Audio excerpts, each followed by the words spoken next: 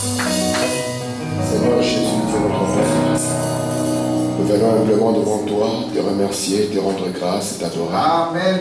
Pour ce jour glorieux que tu nous donnes et pour la foi que tu nous as accordé de venir enseigner. Amen. Afin de célébrer ta résurrection, Père.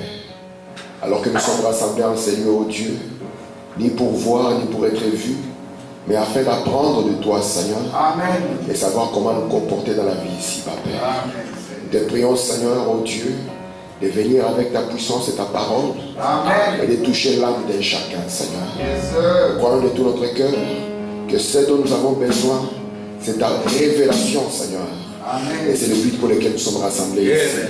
La révélation ne peut venir que de Dieu. Aucun homme ne peut donner la révélation, Seigneur.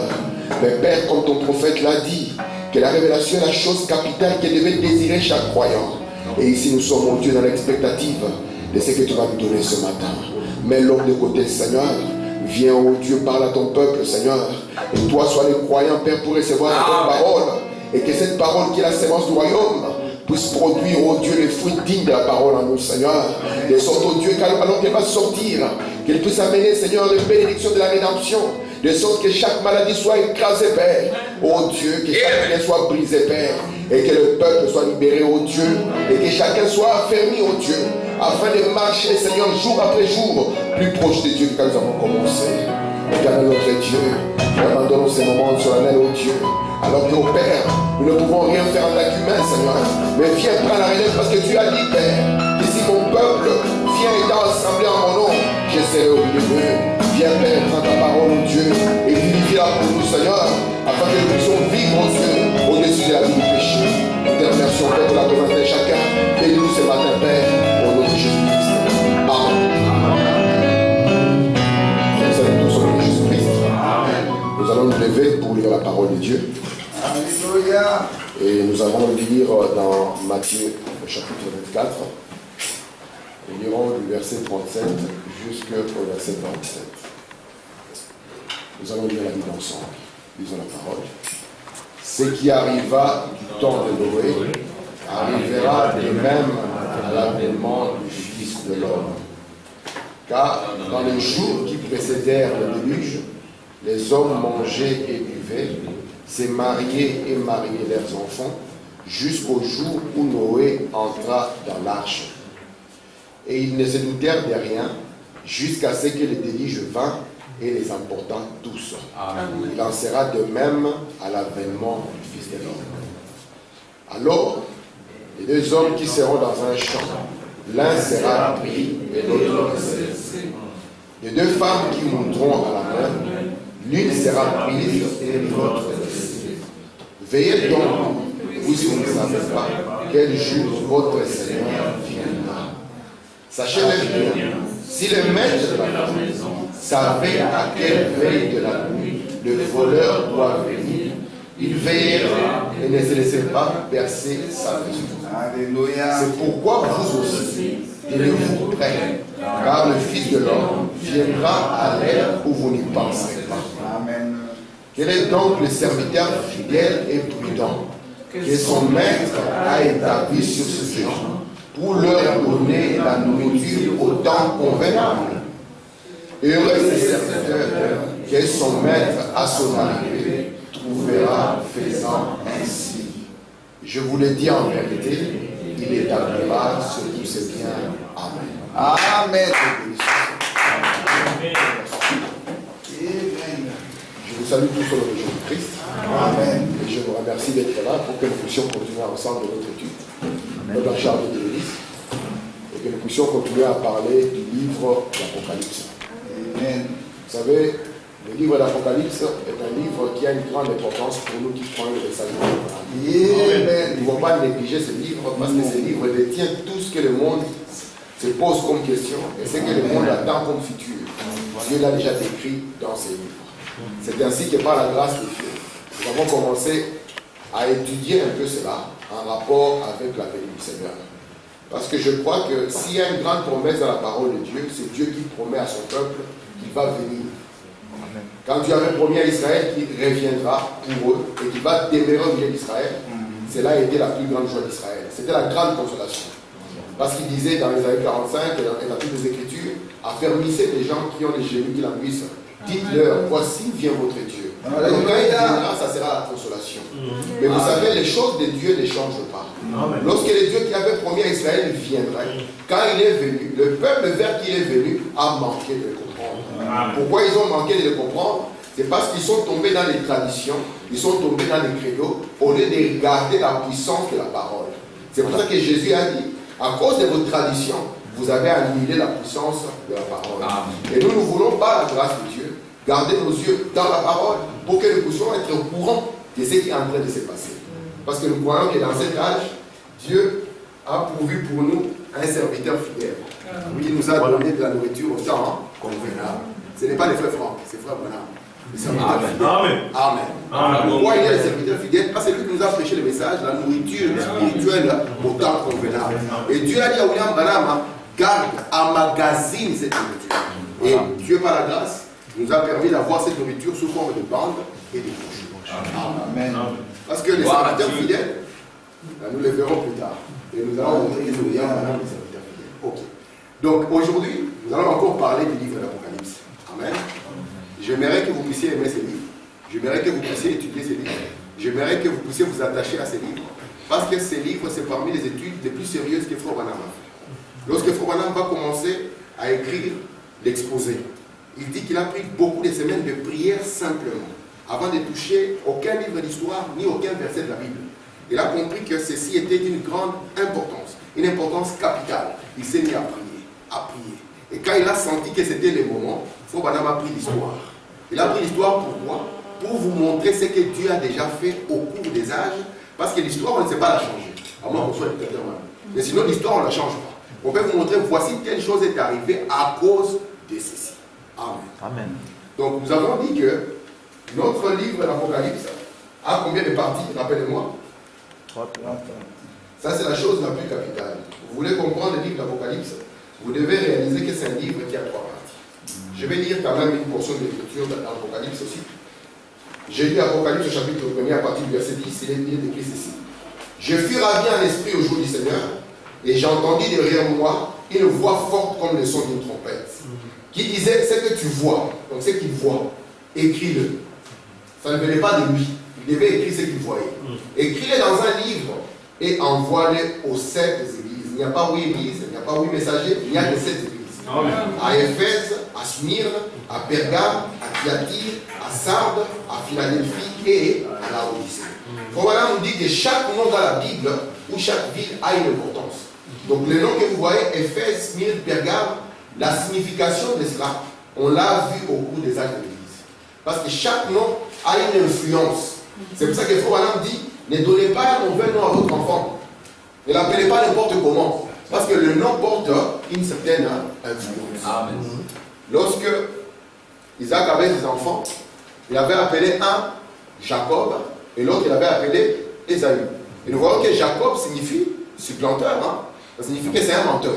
Et lui, dans les affaires, si vous traitez avec lui, vous allez comprendre que vraiment lui, vous allez venir avec votre capital, avec l'argent, et il va faire 2-3 mouvements. Vous allez trouver que c'est lui qui a l'argent et le capital et vous n'avez rien. Parce que c'est son nom. Amen. C'est pour ça qu'il faut maintenant dire, si vous avez un mauvais nom, changez-le. Prenez un bon nom. Et nous, en tant que parents, c'est pour ça que nous prenons des exemples dans la parole de Dieu, nous donnons des bons noms à nos enfants. Amen. Donc, le livre de l'Apocalypse est divisé en 3 parties. Nous avons le chapitre 1er jusqu'au chapitre 3. C'est Dieu qui traite avec les 7 églises. Les 7 églises, non pas des églises juives, mais ils traitent avec l'église des nations. C'est Dieu qui prépare l'enlèvement de l'église des nations. Est-ce que c'est clair? Amen. Donc le message de Dieu pour l'église des nations se trouve dans Apocalypse 1 jusque dans Apocalypse 3. Après cela, c'est Apocalypse 4 jusqu'à Apocalypse 19. Parce que la leçon prochaine, nous sommes dans Apocalypse chapitre 4. Nous allons voir que le premier verset dira « monte ici ». Donc quand on dit « monte ici », ça montrera que l'église va quitter la terre. Et on ne parlera plus de l'église jusqu'à ce que l'église puisse retourner dans Apocalypse chapitre 19. Mais Apocalypse 4 à Apocalypse chapitre 19, c'est Dieu qui travaille en vue de l'enlèvement d'Israël. Est-ce que vous comprenez cela? Amen. Dieu travaille en vue d'enlever Israël. Et du chapitre 19 au chapitre 22, c'est Dieu qui réunit Israël et l'Église. Frère Blanchard, ça va? Donc c'est ça l'étude, c'est comme ça qu'on étudie. Si on commence à mélanger, ça sera compliqué. Frère Max, ça va? La soeur te cache avec ses cheveux. Elle garde la tête comme ça je te regarde. Merci Frère Max. Alors, amen. Nous avons vu que pour bien étudier les livres d'Apocalypse, il nous faut garder nos yeux sur les tabernacles. Alléluia. Parce que les tabernacles, c'est le secret de la marche chrétienne. La vie entière d'Israël s'est déroulée autour de ces tabernacles. Israël pouvait camper quand les tabernacles étaient placés, alors chacun pouvait camper. Vous ne pouvez pas commencer à marcher si les tabernacles étaient encore en place. Leur vie entière dépendait du tabernacle. Et quand ils sont entrés dans le pays, et que Salomon l'a bâti en pierre, ils devaient parfois abandonner tout leur territoire et monter vers le temple. Amen. C'est pour ça que tout leur cœur, même Salomon leur avait dit, il dit, Seigneur, si quelqu'un a des problèmes, s'il prie et se tourne vers le tabernacle, toi Seigneur, exauce-le. Et Frère dit que même Jonas, quand il était dans le ventre du poisson, il était dans plein problème. Les symptômes étaient autour de lui. Il se tourne comme ça le ventre du poisson. Il regarde comme ça le ventre du poisson. Il était entouré des symptômes. Mais il s'est souvenu que Dieu, si on regarde son saint temple, il écoutera la prière. Amen. Donc la vie d'Israël demeurait autour de ces tabernacles. Et les tabernacles ici, nous tous en tant qu'adorateurs, nous devons avoir notre marche dans ces tabernacles. Amen. Amen. Nous devons marcher dans les tabernacles. Sinon, ça sera malheureux. Remarquez maintenant, comme j'ai dit la dernière fois, les tabernacles allaient de l'est jusqu'à l'ouest. C'est comme ça qu'on le posait. L'entrée devait être à l'est et jusqu'à ce qu'on arrive dans le lieu très saint qui était à l'ouest. Donc la marche, c'est une marche de l'est à l'ouest. C'est exactement comme le soleil. Le soleil se lève à l'est et se couche à l'ouest. Et c'est comme cela qu'on devait faire aussi. Et nous avons vu que dans la première partie, je ne manquerai pas d'insister sur ça, vous allez voir l'importance après. La première partie, c'est le parvis extérieur. Et le parvis extérieur avait deux choses. L'autel de sacrifice où on devait sacrifier une chose, et la cuve de purification où on devait laver. Celui qui doit entrer ici doit être lavé dans la cuve de purification. Il ne peut pas y entrer n'importe comment. Et dans la cuve de purification, il y avait ce qu'on appelait les eaux de séparation. Donc quand quelqu'un s'est lavé dans les eaux de séparation, ça signifie que lui devait couper avec le monde. Amen. Et après cela, il devait traverser le premier voile qui était le voile extérieur. Et quand il traversait le premier voile, il se trouvait maintenant dans les lieux qu'on appelait les lieux saints. Dans les lieux saints, on avait trois choses. On avait la table de paix de proposition. Un jour, David était fatigué avec ses militaires. Il s'est permis de manger ce pain-là. Mais c'était un pain qui était réservé à qui? Seulement aux sacrificateurs. Mais nous savons que David en avait droit. Parce que la vraie sacrificateur, c'est la sacrificature de la tribu de Juda. Vous êtes avec moi? Et remarquez, au sud, la table était au nord, au sud on avait les chandeliers. Et c'était un chandelier à 7 branches ou à 7 lampes. Ce n'était pas un chandelier à 5 lampes, c'était un chandelier à 7 lampes. Amen. Et puis après, en face du lieu très saint, on avait l'autel de parfum. Quand Zacharie, le papa des gens, avait rencontré l'ange, c'est là où il était. Et on devait brûler de l'encens là, jour et nuit. Et l'encens représente la prière des saints. Vous êtes avec moi? Amen. Et après cela, si on traversait le voile intérieur, on entrait maintenant dans le Saint des Saints, qui était la dernière partie. Et le Saint des Saints, c'est là où il y avait l'arche de l'Alliance, surmontée des chérubins qui étaient là. Et dedans, nous avions le bateau d'Aaron, nous avions la manne, nous avions les 10 commandements qui étaient là-bas. Et ceci était considéré comme étant le trône de Dieu.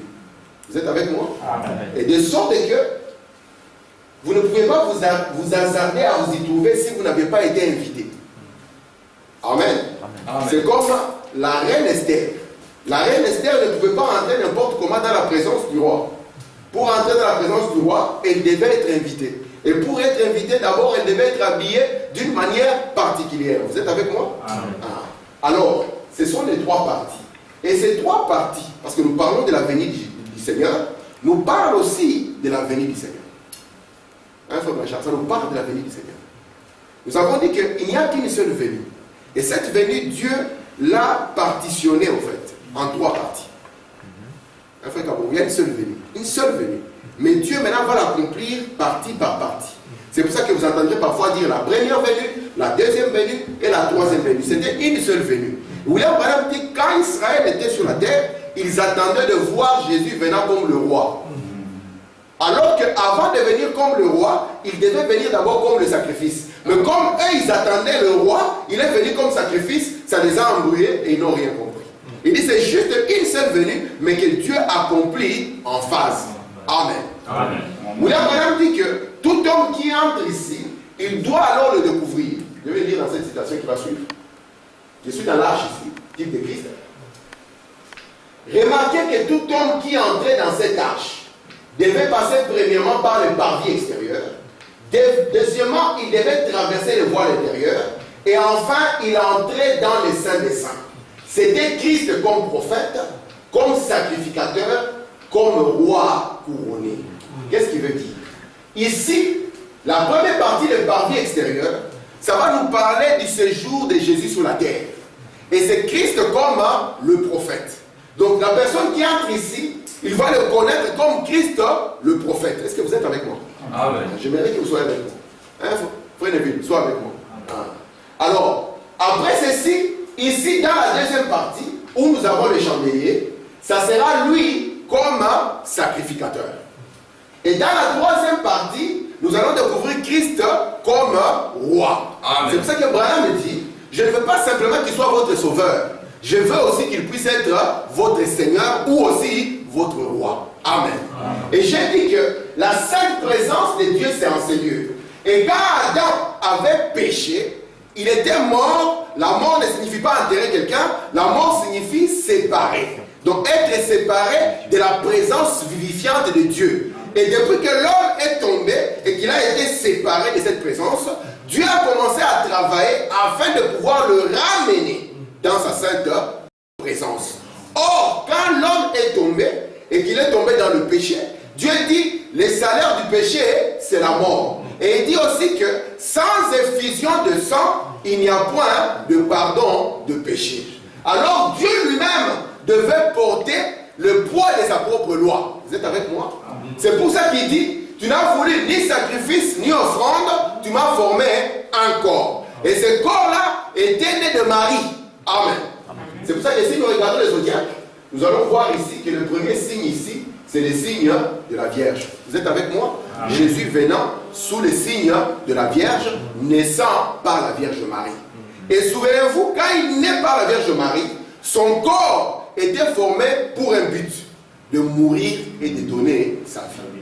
Vous êtes avec moi? Amen. Donc quelqu'un qui a empêché Jésus de mourir, il voulait rendre Jésus pécheur. Parce que péché signifie manquer le but. Le but de ce corps, c'était pour que ce corps puisse mourir.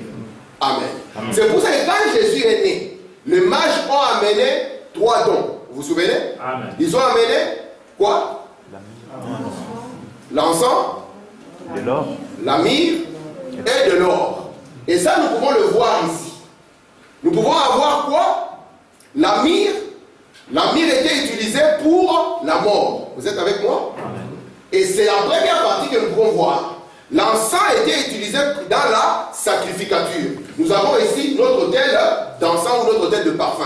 Et l'or, c'est la divinité et la royauté. Vous êtes avec moi? Amen. Donc c'est pour ça que Jésus, quand il est venu, c'était la divinité dans le service de la mort. Vous voyez ça? Et il était venu donc pour donner sa vie. Et ça, c'est la première partie.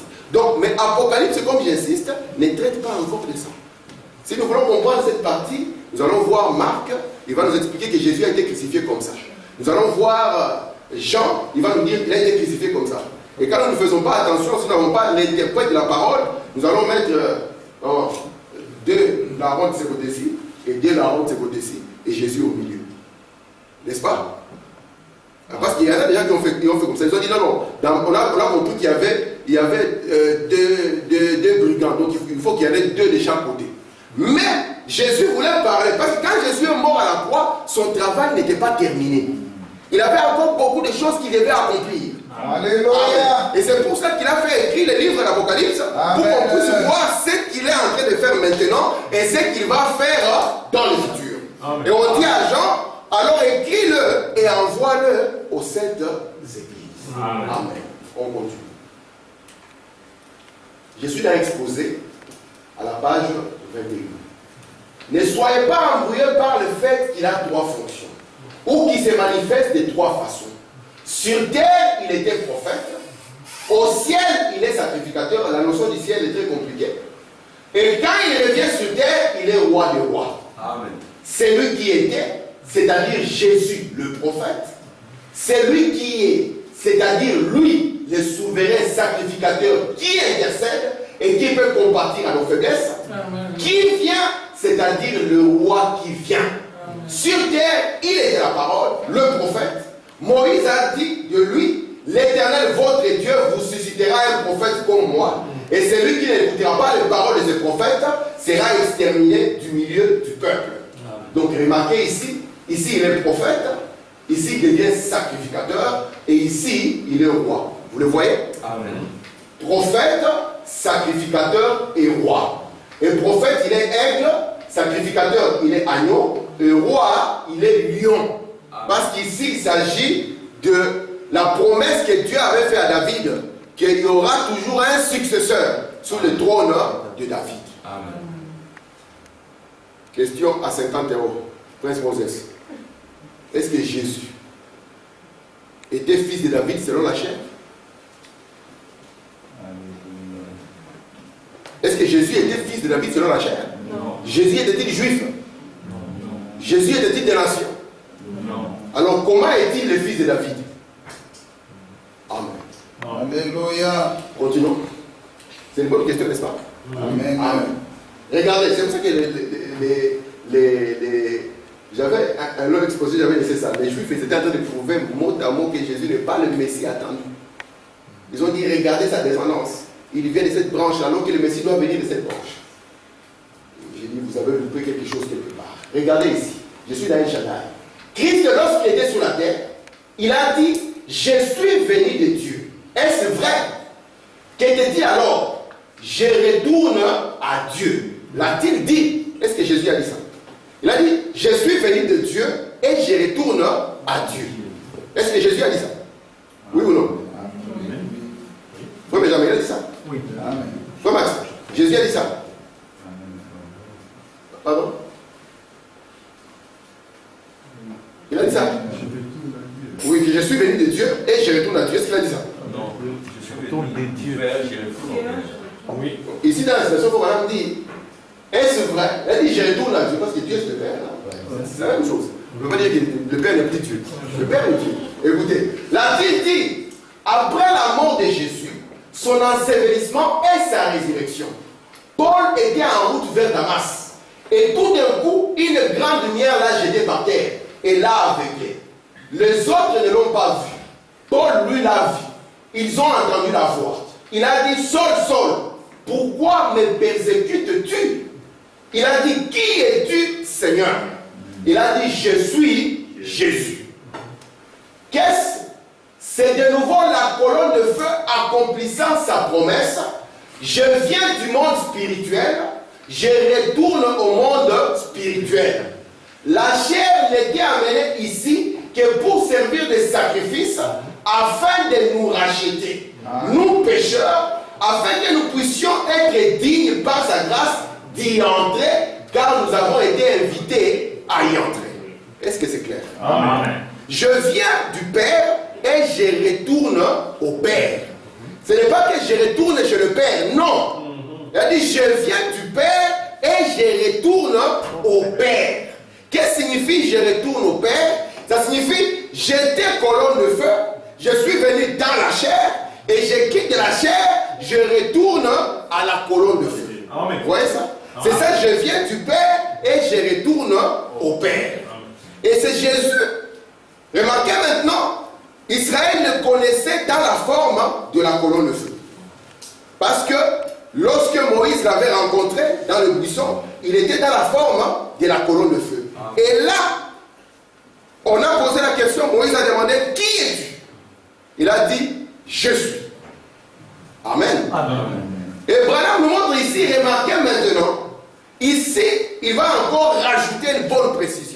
il va prendre les je suis et les coller à Jésus. Amen. Il dit, je suis Jésus. Amen. C'est pour ça que Paul dit, nous ne connaissons personne selon la chair, même pas le Seigneur. Amen. Amen. Parce que Jésus, quand il était dans la chair, il est arrivé à ce que, Frère Branham dit, dans la chair, il avait un début et une fin. Amen.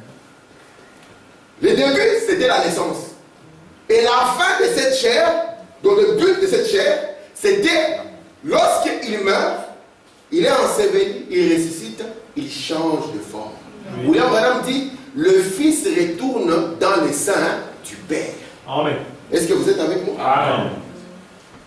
Donc cette colonne de feu-là, celle qui était venue dans cette chair. Amen. Amen. Et quand cette chair vient pour donner la vie, la colonne de feu maintenant, cette chair donne la vie et elle va retourner maintenant à cette colonne de feu. C'est clair jusqu'à là? Amen. Amen. Vous allez voir comment je suis en train d'aller doucement. Nous prenons Actes chapitre 2. Le jour de la Pentecôte, ils étaient tous ensemble dans le même lieu. Tout à coup, il vint du ciel un bruit comme celui d'un vent impétueux. Il remplit toute la maison où ils étaient assis. Des langues semblables à des langues de feu leur apparurent, séparées les unes des autres, et se posèrent sur chacun d'eux. Jésus avait dit ceci: encore un peu de temps, le monde ne me verra pas. Mais vous, vous me verrez, car je serai avec vous et je serai en vous. Parce que quand Jésus parlait de ses fonctions, parfois ça troublait les gens. Lorsqu'il parlait du Père, on pensait qu'il y a un Père quelque part. Lorsqu'il parlait il enverra un autre consolateur, on pensait qu'il y avait un autre consolateur quelque part. Lorsqu'il parlait du Fils, mais nous croyons que pour avancer, nous devons comprendre qu'il n'y a qu'une seule personne. Amen. Et cette personne change de rôle, Amen. Joue différentes fonctions. Amen. Il joue le rôle du Père, le rôle du Fils et le rôle du Saint-Esprit. Il est Père quand il est au-dessus de nous. Il est Fils lorsqu'il vient donner sa vie et il est Saint-Esprit lorsqu'il vient se déverser dans le coin. Amen. Amen. Et donc maintenant, c'est la Pentecôte. Et la Pentecôte, voyons cette colonne de feu. Donc nous ne connaissons plus Jésus selon la chair. Même si quelqu'un a marché avec Jésus, dormi avec Jésus, s'il ne connaît pas Jésus selon l'expérience de la Pentecôte, il ne l'a jamais rencontré. Amen. Amen. Alléluia. C'est pour ça que Paul, personne ne peut lui faire peur. Même ceux qui étaient plus anciens que lui, personne ne peut le faire trembler. Parce que même Pierre a reconnu que cet homme, il a une connaissance profonde du Seigneur. Yes, sir. Mais comment est-ce qu'il a connu? Il a rencontré dans la forme de la colonne de feu. Amen. Et je crois qu'aujourd'hui, l'exigence et la demande du croyant est de le rencontrer dans la forme de la colonne de feu. Amen. Amen. Amen. Il faut que chaque croyant puisse le rencontrer dans la forme de la colonne de feu. Amen. Amen. Et l'autre fois, nous avons voulu voir d'où vient la Pentecôte. Frère Benjamin, la Pentecôte vient d'où? Parce que nous croyons que l'église de Jésus a commencé à la Pentecôte. L'église de Jésus n'a pas commencé à Nicée, non. Il y a une église qui a commencé à Nicée ici en France. Mais il y a une église aussi qui a commencé à la Pentecôte. Yes, et l'église qui a commencé à la Pentecôte, c'est l'église de Jésus. Amen. C'est pour ça que même quand quelqu'un commence une œuvre quelque part, ce n'est pas qu'il commence une église, non. Il est seulement en train de vouloir perpétuer l'œuvre que Jésus-Christ a commencé à la Pentecôte. Et j'ai dit que la notion Pentecôte vient de cette fête que Dieu avait donnée à Israël. Dans Lévitique 23, il leur a dit, vous allez célébrer cette fête. Et les 7 fêtes sont aussi en rapport avec le tabernacle. Parce que la fête de la Pâque, la fête du pain sans levain et la fête de la gerbe agitée nous parlent de la mort, de l'ensevelissement, de la résurrection de Jésus-Christ. Amen. Amen. Jusqu'à ce que nous puissions arriver maintenant à la fête de la Pentecôte. Vous vous souvenez que les disciples étaient rassemblés. Et c'était durant cette fête d'Israël que le Saint-Esprit, la colonne de feu, est descendue. Amen. Amen. Et je vous ai dit que quand la colonne de feu descend, le but était d'allumer les chandeliers. Parce que les chandeliers ne peuvent pas être allumés par un autre feu. Non. Amen. Les chandeliers doivent être allumés par le feu de la colonne de feu. Et Dieu vient, parce que tout ce qui représente le tabernacle est en rapport avec les hommes. Dieu vient et il se met à allumer les êtres humains. Vous êtes avec moi? Afin que eux puissent être la lumière dans les ténèbres. Afin que eux puissent briller pendant la nuit. C'est clair jusque-là? Amen. Ok. Je suis dans la divinité expliquée au paragraphe 151. Quand Dieu, le jour de la Pentecôte, est descendu, la Bible dit que des langues de feu se posèrent sur chacun d'eux. Des langues semblables à un feu. Des langues. C'était 7 colonnes de feu qui se séparaient et qui se divisaient parmi les gens pour que nous soyons frères. Amen. Nous ne sommes pas frères par autre chose. Nous ne sommes pas frères parce que nous venons du Congo. Non, messieurs. Nous sommes frères parce que la colonne de feu tabernacle en nous. Amen. William Branham dit, elle est descendue, elle a commencé à se diviser afin que tous puissent être frères. Amen. Amen. Qu'ils soient le plus riches ou le plus pauvre, elle est descendue. Il n'avait pas à payer l'argent. Et tous étaient devenus pareils. Amen. Vous êtes avec moi? Amen. Il dit, en ces jours-là, vous connaîtrez que je suis dans le Père. Le Père en moi, moi en moi, vous en moi, et nous, eh bien, nous sommes un, nous sommes un, pas divisés. Amen. C'est Dieu qui voulait descendre jusqu'au point de devenir un frère. Mais comment va-t-il le faire? Alors, qu'est-ce qu'il va faire? Dieu va commencer. Il est la colonne de feu. Personne ne peut approcher cette colonne de feu. Alors, qu'est-ce que Dieu fait? Il se crée un corps pur. Et cette colonne de feu tabernacle. Il verse le sang afin que le sang puisse laver les autres corps nés d'une manière de la volonté d'un homme et d'une femme. Et après que ce sang les aura sanctifiés, alors cette colonne de feu pourra tabernacler à eux. Est-ce que vous êtes là? Amen. Amen. Alors là, nous sommes frères. Amen. Je continue. Je suis dans l'exposé. Parce que j'ai dit que les 3 parties, c'est un rapport avec la vérité. Ça, c'est une très belle citation. Je suis à la page 154. Mais on voit bien que Jésus a dit très clairement que c'est lui et lui seul qui est Dieu. Et que c'est lui et lui seul qui entre dans le croyant. Amen. Jean 14, 16 dit que le Père enverra un autre consolateur. Mais le verset 17 dit qu'il, Jésus, demeure avec eux et que plus tard, il sera en eux. Au verset 18, il dit qu'il viendra à eux. Au verset 23, s'adressant aux disciples, il dit, nous, le Père et le Fils, qui ne sont que des fonctions, viendrons à lui. C'est donc le Père, le Fils et le Saint-Esprit qui viennent en même temps. Car c'est une seule personne qui compose la divinité. Amen. Cette venue a eu lieu à la Pentecôte. Il n'y a pas 2 venues de l'Esprit. Il n'y a qu'une. Le problème, c'est que les gens ne connaissent pas le fond de la vérité. Ils croient en Jésus pour la rémission des péchés, mais ils ne continuent pas en recevant l'Esprit. Qu'est-ce qu'il faut bien nous dire? Une très bonne clé. Il nous montre ici, lorsqu'on dit que c'est une venue spirituelle. Là, on dit que ici, c'était Jésus dans la chair. Amen. Ici, c'est la seule venue de l'Esprit. À la Pentecôte, c'est là où on parle de la venue spirituelle. Il dit il n'y a pas 2 venues de l'Esprit. Il n'y a qu'une seule venue de l'Esprit, c'est à la Pentecôte. Amen. Amen. Vous êtes avec moi? Amen. Donc si vous cherchez une autre venue de l'Esprit, c'est que vous êtes en train de vous embrouiller. La seule venue, il n'y en a pas 2, dit Frère Branham. Il n'y a qu'une seule venue de l'Esprit et c'est à la Pentecôte. Amen. Est-ce que c'est clair jusque-là? Amen. Frère Benjamin, c'est clair.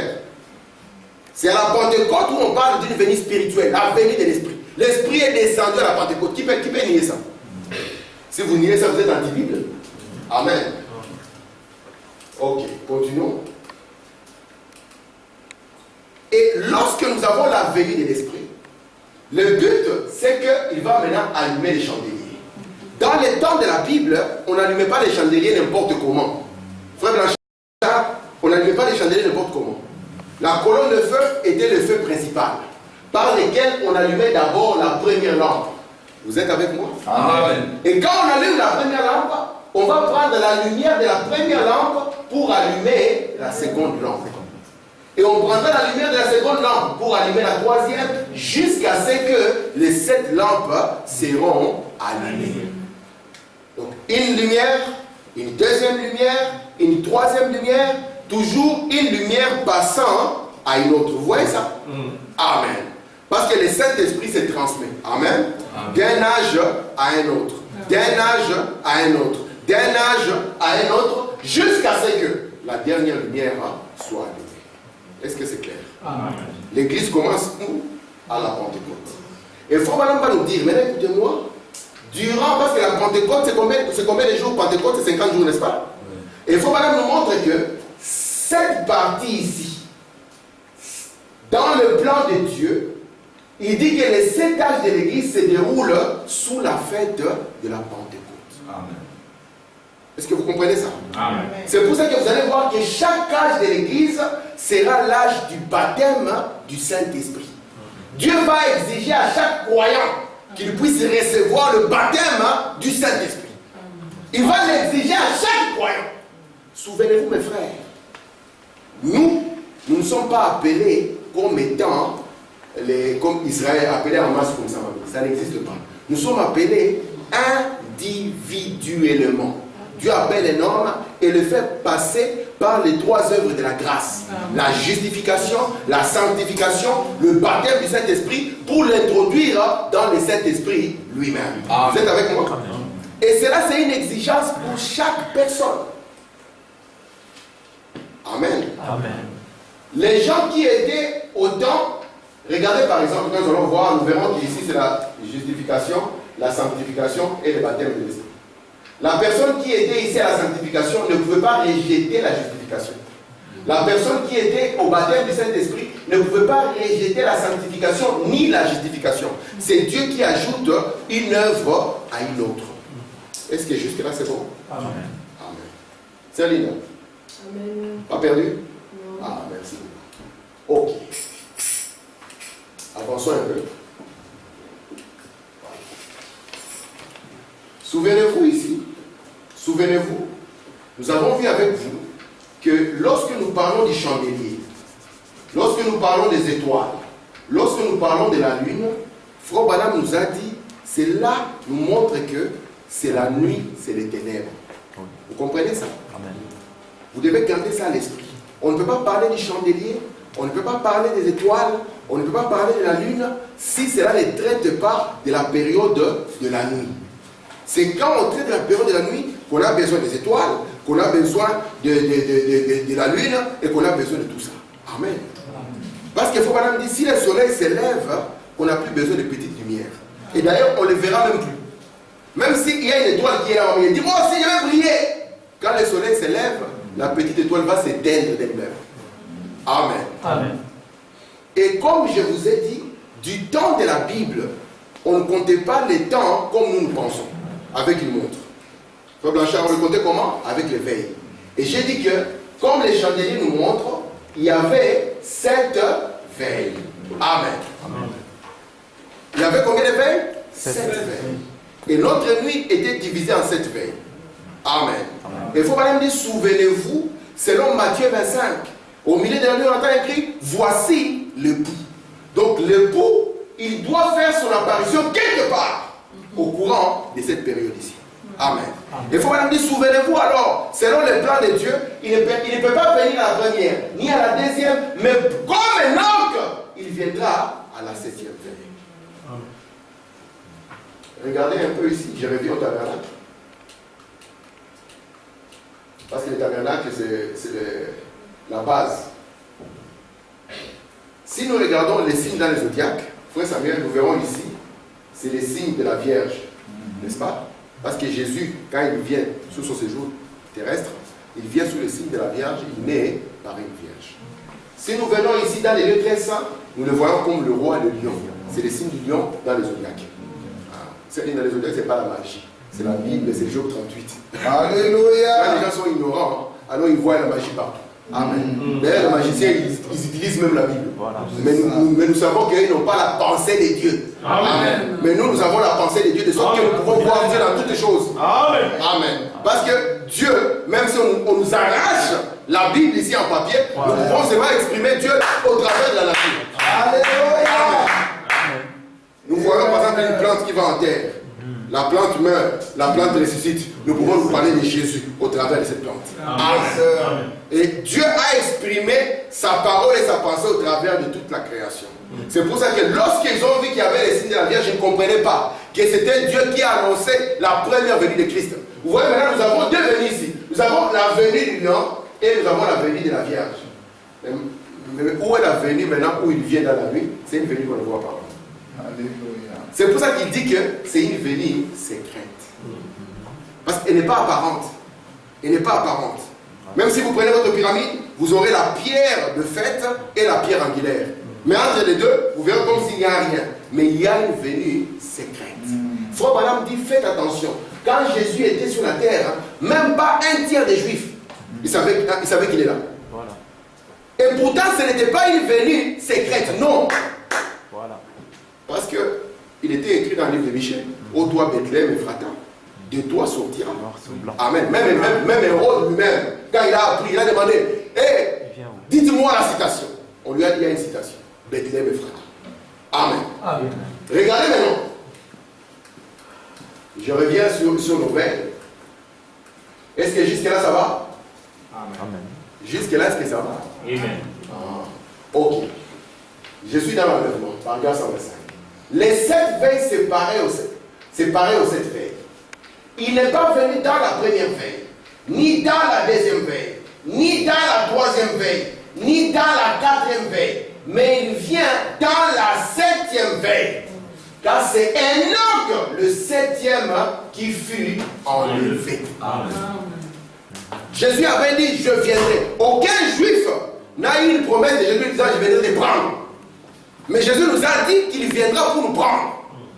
Un frère Blanchard, depuis que tu es petit, tu sais qu'un jour Jésus viendra. Et puis il prendra les gens. Parce que Jésus avait dit, je veux que là où je suis, que vous puissiez y être aussi. Amen. Or, William Branham dit, le ciel, ce n'est pas un lieu géographique. Amen. Le ciel, ce n'est pas un lieu géographique. Il parlait d'une condition. Amen. Amen. Il parlait d'un corps. Amen. Amen. Ouais, parce que si le ciel était un lieu géographique, on mettrait ton GPS, on irait au ciel. Hein? C'est quoi les coordonnées du ciel? Allez, 20 degrés est, je ne sais pas moi, 30 degrés ouest, et nous sommes partis au ciel. Amen. Mais il dit comme Enoch, il viendrait pour enlever. Donc, Apocalypse 1, Apocalypse 3, c'est Dieu qui essaie de faire son travail pour pouvoir enlever. Alléluia. Amen. Parce que l'écrit dit, voici l'époux aller à sa rencontre. Ça se fera au cours de la nuit. Parce qu'il a dit que si vous ne faites pas attention, je viendrai comme un voleur. Et c'est pour ça que l'écriture que nous avons dit, il dit, si les maîtres de la maison savaient à quelle veille il viendrait, mais nous savons à quelle veille il vient. Amen. Il vient à la 7e, non pas à la 6e, il vient à la 7e veille. Amen. Amen. Amen. Amen. C'est pour ça qu'il dit, vous devez veiller. Parce que si vous ne savez pas à quelle heure il vient, ce sera grave. Amen. Vous essayez d'attendre la première veille. Alors que, comme Enoch était le 7e. Amen. Amen. Amen. On va revenir encore à notre horloge, mais on ne peut pas y échapper. Alléluia. Parce que nos 7 veilles peuvent être recoupées, on va le voir encore plus clairement aujourd'hui. Il y a 3 veilles. La première veille allait de 21h à minuit. La deuxième veille allait de minuit à 3h. Et la troisième veille de la nuit allait de 3 à 6. Nous avons 3 fois 3, ce qui fait 9. Ce qui est un nombre imparfait. Alors nous revenons au nombre 7 pour l'enlèvement. Lequel arrivera, je crois. Faut madame, s'il est croit, nous sommes obligés de le croire avec lui. Amen. Sinon nous allons faire notre propre message. Il dit, je crois entre 6h et 7h, ou plutôt 6h et 9h un certain matin, car la trompette sonnera. Si on dit que la trompette sonnera, n'attends pas qu'un jour les ciels s'ouvriront, il y a une trompette qui sortira. Rien. Il n'y aura rien de pareil, ce n'est pas ce n'est Dieu. La trompette, c'est la trompette de l'évangile. Amen. Amen. Ce n'est pas une trompette littérale. La trompette sonnera. Elle doit sonner entre 6h et 9h. Amen. Alors nous avons commencé à nous poser des questions. C'est les 9h du Congo. Nous qui étions au Congo, comment on va faire? On doit veiller. Parce que si on dort la nuit là, qu'est-ce qui va se passer, Seigneur? Jusqu'à ce que nous comprenions que premièrement, ce n'est pas une nuit de 24 heures. Et deuxièmement, pour que nous puissions comprendre que ce n'est pas un temps de l'horloge naturelle. Vous êtes avec moi? Amen. Regardez l'horloge. Frère Branham nous dit que les veilles, la manière dont on regroupe nos 7 veilles, nous allons partir de 9h à minuit. Vous le voyez? Amen. Amen. Est-ce que vous le voyez? Ah oui. De 9h à minuit. M'a bien vu, hein? C'est tellement clair. De minuit à 3h et de 3h à 6h. Et si vous prenez de 21h jusqu'à 6h, vous aurez parcouru l'onction du lion, l'onction du bœuf et l'onction de l'homme. Amen. Alléluia. 1, 2 et 3. Et maintenant le reste, des 6 à 9, c'est l'onction de l'aigle. Ça va pas, Max, non? Vous ne comprenez pas ça? Non. Je recommence. Lorsque vous voyez les chandeliers à 7 lampes, il y a 4 onctions. On va les voir mieux quand on va voir Apocalypse chapitre 4. Parce qu'on va parler des 4 êtres vivants. Vous avez entendu 4 êtres vivants, non? Oui. L'un qui a la face du lion, l'autre qui a la face du bœuf, le troisième qui a la face de l'homme, et le quatrième qui a la face de l'aigle. J'ai escamoté parce que frère Amma peut parler de ça. Oui. Vous vous souvenez? Amen. Alors, l'un a la face du lion, le deuxième a la face du bœuf, le troisième a la face de l'homme, et le quatrième a la face de l'aigle. Frère Max, j'ai failli mettre ta photo, hein? Alors,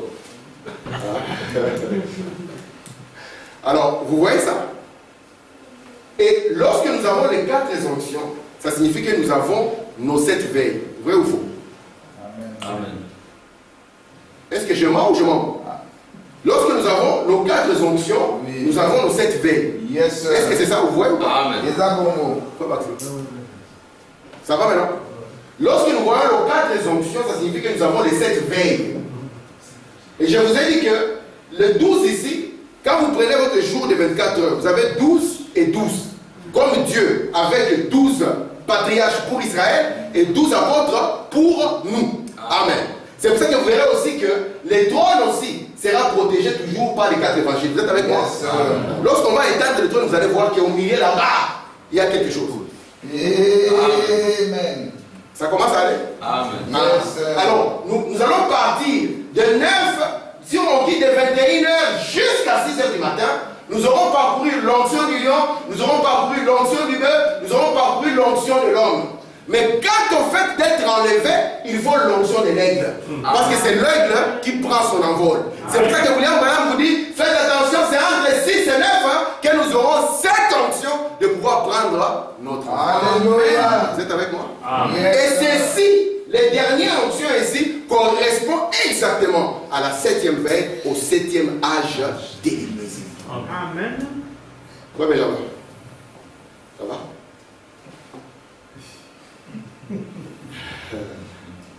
Je recommence. Mais au fait, quand je vais arriver à Apocalypse chapitre 4, là, ça va devenir clair. Vraiment très clair. Ce que vous devez comprendre, c'est que quand Dieu a traité avec l'Église, chaque âge, par rapport aux problèmes qu'ils avaient une certaine onction. Si par exemple, ils devaient tenir et combattre contre le péché, Dieu leur donnait l'onction du lion. S'ils devaient accepter de mourir, parce qu'il y a des âges, il y a nos frères au cours des âges, particulièrement l'âge de Thyatire, où ils ont été vraiment martyrisés. Et pour qu'ils acceptent de mourir, Dieu leur donnait l'onction des sacrifices. Amen. Et ils acceptaient bonnement. On tue maman, oui, on tue maman. On tue madame, on tue madame. On tue les enfants, oui, j'accepte. Est-ce que tu refuses Jésus? Non, tue-moi aussi. C'était l'onction qu'ils avaient. Amen. Et puis après, au cours de la réforme, Dieu a utilisé la sagesse de l'homme. On a eu Martin Luther qui est sorti. Il a fait les 99 thèses qu'il a mis à la porte de l'église. Il a dit, soit on envoie quelqu'un de l'église catholique qui vient défendre et pouvoir casser ceci avec la Bible. Il a utilisé la sagesse de l'homme. Et là, c'était Dieu qui utilisait les réformateurs. Vous êtes avec moi? On va le voir lorsqu'on va quand, parce que je ne veux pas parler des âges sans ouvrir les sommes, sinon on va présumer. Et je ne veux pas que nous puissions présumer. Amen. Amen. Et quand on va arriver au dernier, il s'agira d'un aigle. Amen. Et l'aigle, c'est le seul, parce que le quatrième être vivant est semblable à un aigle qui vole. Vous êtes avec moi? Amen. Et c'est celui-là qui représente l'enlèvement. Amen. Amen. Avançons. Est-ce que vous pouvez jamais s'avancer un peu? Merci. Je suis dans Apocalypse chapitre 4, paragraphe 107. Écoutez ceci. Alors, si l'habit des noces, c'est le baptême du Saint-Esprit, comment allons-nous être présentés autrement? Si le premier âge de l'Église a dû entrer par la porte de Christ et Jésus, être baptisé au nom de Jésus-Christ, recevoir le baptême du Saint-Esprit, pour porter l'habit des noces, comment entrerons-nous autrement? Si vous entrez par les méthodistes, par les baptistes, par les pentecôtistes ou par toute autre dénomination, vous serez liés et jetés dans les ténèbres du dehors. Il vous faut venir par Christ et Jésus, le chemin, la porte, la vérité et la vie. Amen. Donc, William Branham dit, si vous entrez correctement dans les tabernacles, il faut que Dieu vous donne sa robe. Amen. Et si les premiers chrétiens sont entrés, vous aussi, c'est la seule condition que vous devez avoir pour pouvoir entrer pareillement. Si vous ne le faites pas, vous serez liés et vous vous retrouverez dans les ténèbres du dehors. Amen. Amen. Et les ténèbres du dehors, ça sera quoi? Ça sera la partie des âges de l'Église. Quand la lumière sera enlevée, ça sera devenu ténébreux. Vous regarderez les églises, vous n'allez plus rien comprendre. Ça sera que ténèbres après ténèbres. Donc continuons. Je suis dans la foi d'Abraham. Je suis baptisé du Saint-Esprit. Du même Saint-Esprit qui était sur Abraham. Il m'a fait entrer dans ce même corps par le baptême. Je suis héritier de chaque promesse. Si quelque chose semble être à un niveau plus élevé, j'irai prendre un escabeau. Je monterai dessus. J'examinerai cela pour voir à quoi ça ressemble. C'est comme ça avec la guérison divine. Si elle semble être un peu hors de ma portée, je me mettrai à genoux. C'est ça l'échelle de Jacob. Je monterai dans la prière jusqu'à découvrir tout ce qu'il en est. Je verrai ce qui m'appartient, c'est à moi, c'est à vous. Il dit tout cela est à vous si vous le croyez. Vous avez été baptisés par la grâce de Dieu dans cette immense galerie marchande qui a chaque bénédiction de la rédemption. Tout c'est pourquoi Jésus est mort et ici même dans le corps de Christ. La guérison, le salut, la joie, la paix, toutes ces choses vous appartiennent, c'est à vous. Amen. Quand Dieu vous donne cette robe, ça signifie que c'est une échelle sur laquelle vous pouvez monter pour prendre n'importe quelle chose. William Branham dit, si vous êtes baptisé de l'esprit, la guérison est à vous. Amen. Le salut est à vous. Amen. Tout est à vous. Amen. Amen. Et il dit, vous devez maintenant, si la chose est au-delà de votre portée, prenez juste l'échelle de Jacob, l'escabeau. Montez dans la prière et réclamez la chose. Amen. Parce que tout est à vous. Amen. Parce que quand il vient ici, il vous habille. Vous êtes habillé comme lui. Vous devenez participant de toutes les bénédictions. Frère Madame dit, il vous introduit dans la galerie marchande. C'est à vous de choisir ce que vous voulez. Amen. Vous voulez les saluts? Maman, disponible. Alléluia. Tu veux que les enfants grandissent dans la paix? Disponible. Amen. Tout ce que tu veux. Amen. Mais premièrement, tu dois entrer par la porte. Amen. Le fait d'entrer par la porte vous ouvre. William Branham dit, même quand dans une famille il y a une maladie héréditaire, elle a emporté papa, elle a emporté grand-père, arrière-grand-père, et on attend qu'on tout. Toi, si tu entres par cette porte, cela est terminé. Amen. Amen. Amen. Oh, ma mère avait cette maladie. Mon père, toi aussi tu auras. Je n'aurai pas. Pourquoi? Je suis entré. Amen. Amen. C'est pour ça que ce que Jésus a réalisé pour l'église des nations est grand. Amen. C'est ça qu'on a prêché le message. Dites à cette montagne, n'est-ce pas? Amen. Amen. Dans cette galerie marchande, il y a tout. Amen. L'enlèvement est là. Faut Madame dit, votre résurrection est en vous. Amen. Amen. Votre enlèvement est en vous. Très bien. Amen. Amen. Amen. Amen. Gloire à Dieu. Vous êtes avec moi? Amen. Disons ceci. Notre échelle de Jacob. Amen. Alléluia. La statue de l'homme parfait. Nous montons par cela. Écoutez, paragraphe 447. Mais quand lui commença à briller, la petite lumière des gens s'éteignit. Ces petites lumières s'éteindront quand il viendra. Ce glorieux Christ, roi du ciel, viendra de l'est et ira à l'ouest. Vous êtes avec moi? Il viendra de l'est et ira à l'ouest. N'est-ce pas ce que Jésus lui-même avait dit? Que comme l'éclair part de l'Orient et se montre à l'Occident. Qui connaît le révérend Moule? Pourquoi tu connais Moule? C'est lui qui a la secte moniste. Il était né en Corée, c'est un Coréen. À cause de cette écriture, il est parti vivre aux États-Unis.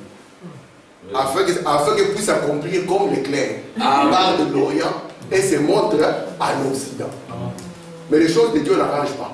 Écoutez, voyez-vous, mais il ne sera pas sur la terre à ce moment.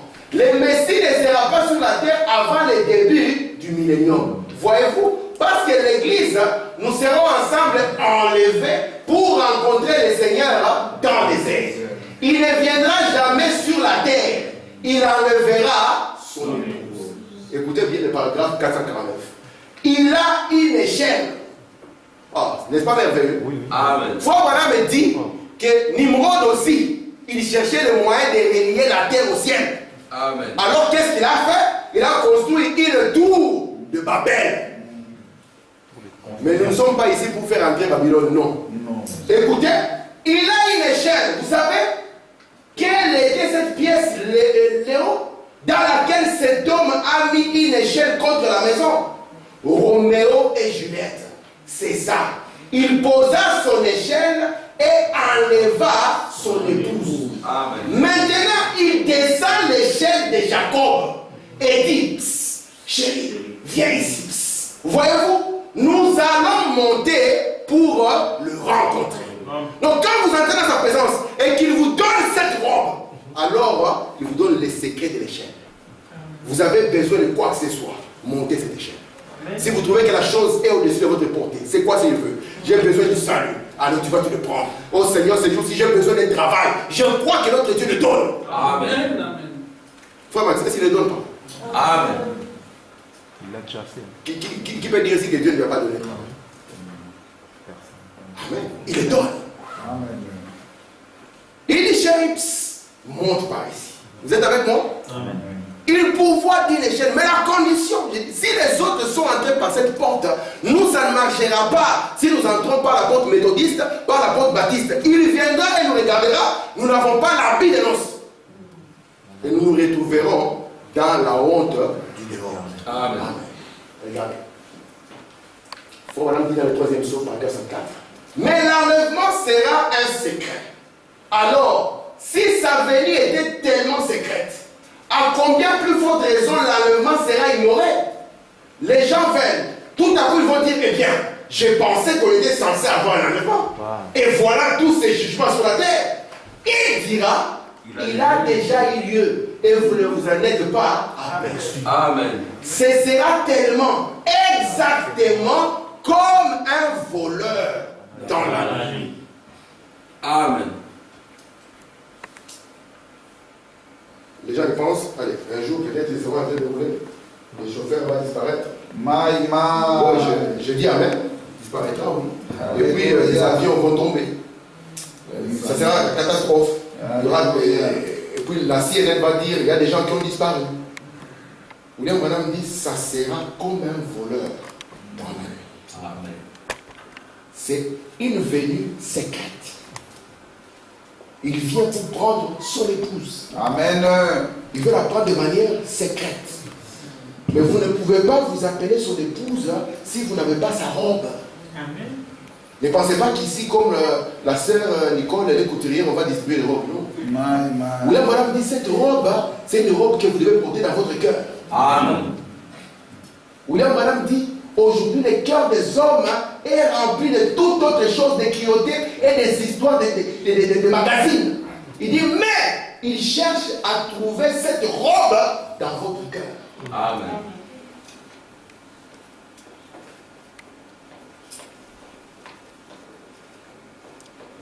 Je vais lire ma dernière citation. Je suis au paragraphe 121 de signe, mais je lis encore des citations. Ouais, je lis des citations de Philippe. J'ai pensé, ne voyez-vous pas qu'au moment même où les vierges folles veulent de l'huile pour faire croître aussi leur sémence, c'est le moment où Christ vient et où elles sont laissées dehors. Le grand prédicateur Billy Graham a déclaré récemment que nous avons besoin d'une Pentecôte. Nous avons besoin que les gens reviennent. Les épiscopaux ont écrit un grand article, un dossier long comme ça, disant nous avons besoin des gens qui parlent en langue.